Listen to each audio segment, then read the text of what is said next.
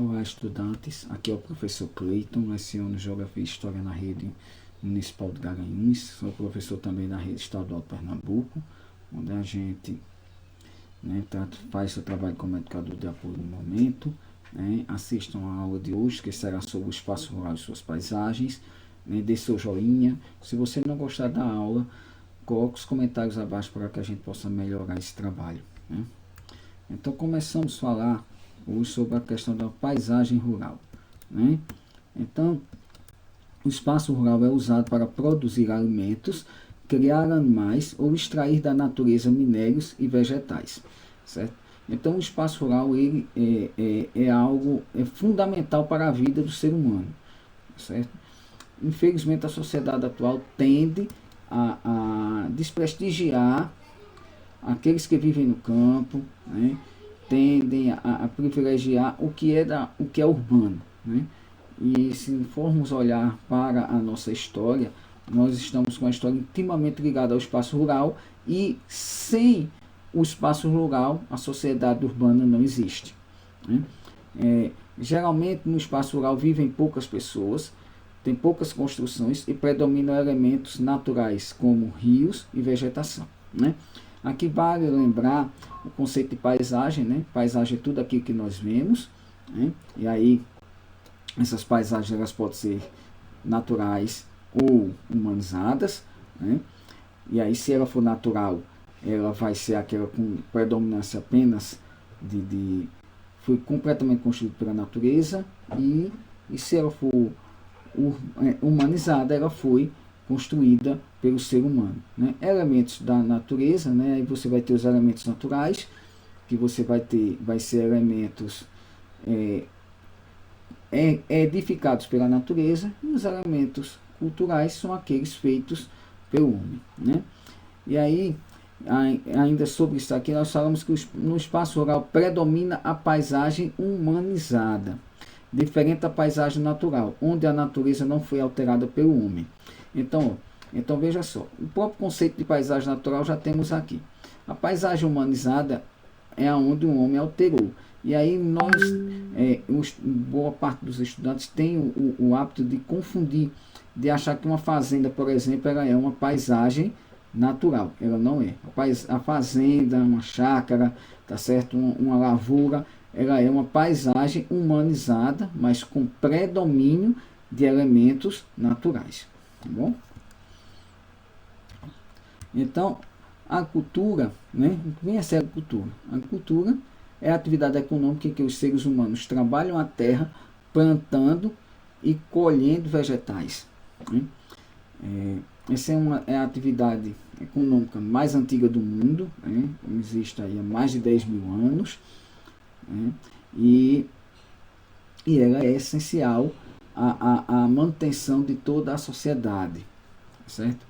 A agricultura tem grande influência dos fatores naturais, como clima e solo, onde quanto maior a harmonização entre esses, maior será a produção de alimentos. E aqui vamos remeter à história, certo? De que quando os portugueses aqui chegaram, 1500, começaram a colonização propriamente dita a partir de 1532, foi optado por se retirar o pau-brasil, que é extrativismo, extrativismo vegetal, e se colocar no lugar lavouras de cana-de-açúcar, certo? Por quê, gente? Porque a cana-de-açúcar ela se adapta muito bem a regiões de clima mais quente e chuvoso, como é o caso aqui da região litorânea do Brasil, no geral. E aí, se produzir açúcar em regiões temperadas é quase que impossível, tá certo? E aí se produz açúcar de beterraba, entre outros. Então, que é um açúcar mais caro, mais difícil de se obter. Então, quando vieram para cá, encontraram o que precisavam para aumentar a produção de açúcar, tá certo? Por quê? Porque a cana-de-açúcar se adaptou muito bem à região. E aí, se você for olhar vice-versa, nós estamos aqui na região tropical, é difícil você ver macieiras, plantação de maçãs, especialmente aqui no Nordeste. Por quê? Porque a região muito quente, a maçã não se adapta a regiões quentes, né? Tem que ir para regiões de um clima mais frio, certo? Então, os fatores naturais, nesses exemplos que a gente está colocando, ele está intimamente ligado à produção agrícola, certo? Só que, com o desenvolvimento tecnológico, tendo minimizado os efeitos adversos da natureza, conseguindo aumentar a produção em regiões áridas de solo pobre, entre outras, né? E aí, gente, ó, nós temos aí algumas regiões desérticas no mundo conseguindo se produzir alimentos. Você tem aí a região de Israel, né? É uma região árida, né? Uma região seca, certo? Se consegue se produzir alimentos bem. E aqui mais próximo de nós temos aqui o sertão nordestino, especialmente a região de Petrolina, que tem os maiores déficits hídricos do país, né? Quantidade muito pequenas de chuvas, e é uma região onde se consegue se produzir uvas, certo? Só que esse desenvolvimento, só que a produção nessa região ela está ligada à irrigação, ao desenvolvimento da tecnologia, que vai fazer com que minimize os efeitos da natureza e aumentar a produção, né? Isso vai ser verificado também, gente, na produção de grãos, né? Quem buscar em sites, alguns programas de televisão especializados, né, na área rural, vai perceber que ano a ano o Brasil está aumentando a produção de grãos, né? É como se nós tivéssemos um clima perfeito, solo perfeito todos os anos, né? E aí você também assistindo esses mesmos programas vai perceber que uma região tal teve lá uma geada que vai cair X% da produção agrícola. Ou seja, mesmo o desenvolvimento tecnológico, ele vai fazer com que ainda tenha essa dependência do campo, ou melhor, tenha essa dependência dos fatores naturais, como clima, clima e solo. Só que em condições normais, certo? A tecnologia está fazendo com que aumente a produção muitas vezes, e isso vai fazer com que seja possível alimentar uma quantidade maior de pessoas, né? As atividades agrícolas tradicionais empregam muitas pessoas e geralmente têm baixa produção, enquanto as atividades modernas empregam poucas pessoas e conseguem alta produção, certo? Então, esse exemplo que eu estava falando anterior vem a questão da alta produção agrícola, né? Como você pega lá a região Mato Grosso, a região do Paraná, em outros estados aqui no Brasil, consegue, né, mecanizar uma produção. Você vai ver imensos campos de soja, de trigo, de milho, máquinas passando, uma, duas pessoas manuseando aquelas máquinas, né? Caminhões transportando o que foi produzido e não tem pessoas no campo. Vai ser diferente quando você pensa na agricultura tradicional, na agricultura de subsistência, né? Que é aquela que visa primeiro manter a família, alimentar os que estão naquela comunidade, e o excesso é vendido para fora, o excesso, certo? Vejamos aqui, ó, essas imagens aqui, ó. Essa primeira aqui, ó, você veja que tem um agricultor, né, certo? E eles estão aqui diretamente trabalhando no solo, tá certo? A pessoa está plantando, tá certo? Então isso aqui é um modelo de que eles chamam de agricultura tradicional, uma agricultura familiar, certo? Aqui você já tem a mecanização do campo, tá bom?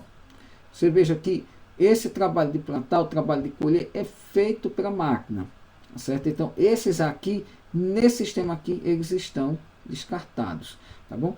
Esse também, por quê? Porque já há máquinas, por exemplo, que pulverizam, certo? Então, onde a máquina pulveriza, já vai numa quantidade ali programada, certo?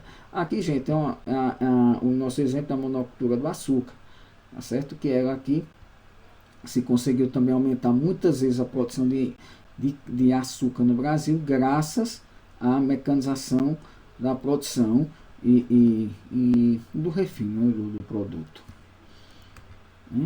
Aí vemos aqui a pecuária, né? Atividade que consiste na criação de animais, seja extensivo, né, que são os soltos em pastos, ou intensivos, confinados em currais ou galpões, né? Então nós temos aqui um exemplo da agricultura intensiva, tá certo, gente? Que é a questão da criação de aves. Você pode ter a criação de aves, criação de bovinos, criação de suínos, né? Já a piscicultura, que é a criação de peixes, entre outros, tá certo, gente? E aí, comparando aqui, ó, o uso intensivo, né? Uma ave no campo solta, a chamada galinha caipira, né? Ela vai para estar em ponto de abate, ela vai de 6 a 8 meses. Aqui, esses frangos vão estar em ponto de abate em 45 dias. Por quê? Porque ali vai ter uma ração especializada,